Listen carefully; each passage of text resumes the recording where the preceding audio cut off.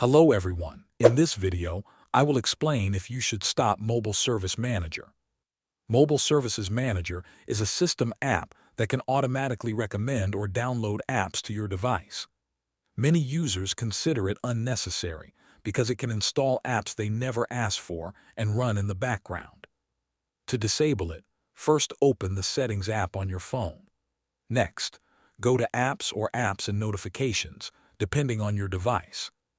Tap the three dots in the top corner, or select the filter icon and choose Show System Apps. This will display hidden system applications. Now use the search bar and search for Mobile Services Manager.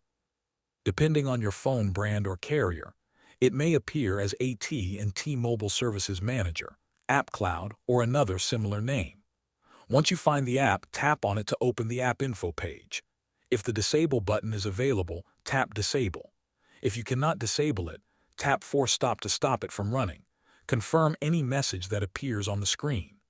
Now let's talk about why you should stop Mobile Services Manager. The first reason is that it helps prevent bloatware. This service can download or recommend apps and games that you may not want on your phone. The second reason is saving mobile data.